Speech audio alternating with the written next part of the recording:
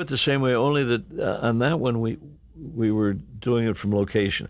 Color Me Barbara was done from location. If you remember, if you've ever seen My Name is Barbara, you saw a segment done from Bergdorf Goodman. Do you remember that at all? She gets out of a carriage and swings into Bergdorf Goodman.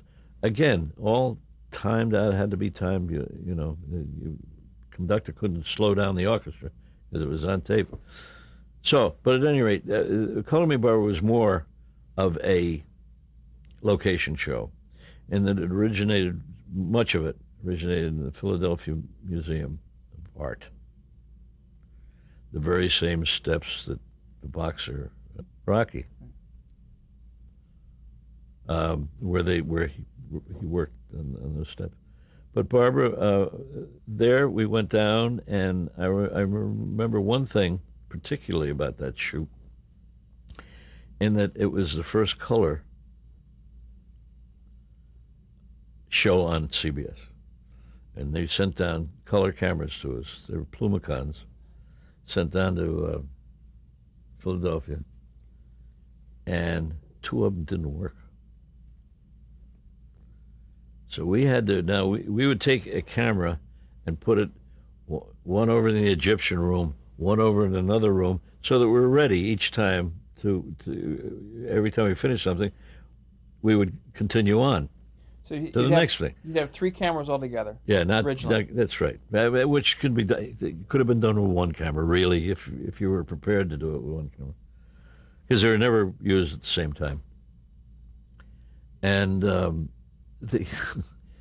so two cameras went out, and one camera was off somewhere a half a mile down a hall somewhere.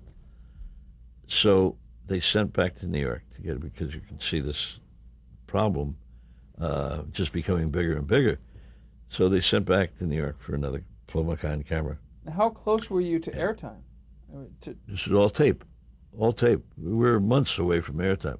But there was nothing. Barbara stayed up for 24 hours. She laid down on the floor in the hallway of the Philadelphia. I'll never forget it, because there was nothing comfortable about any part of this, But she slept for probably 6 hours in the hallway.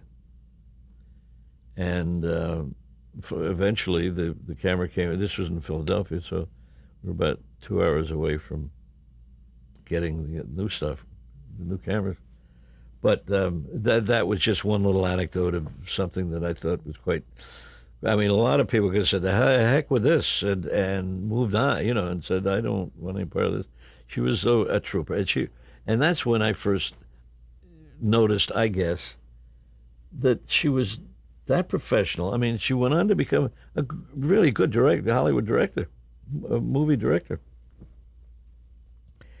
And I think the professionalism that I saw on the Color Me Barbara has shown through her work in the movies, for a lot of reasons, not just sleeping on the floor. I don't mean that, of course, but not making a big deal of it was when she could have.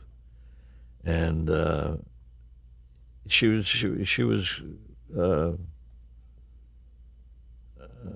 just starting to come to the fore insofar as her professional career was concerned. Because from that she went on to her first movie. From Color Me Barbara, I believe she went on to Funny Girl, the movie,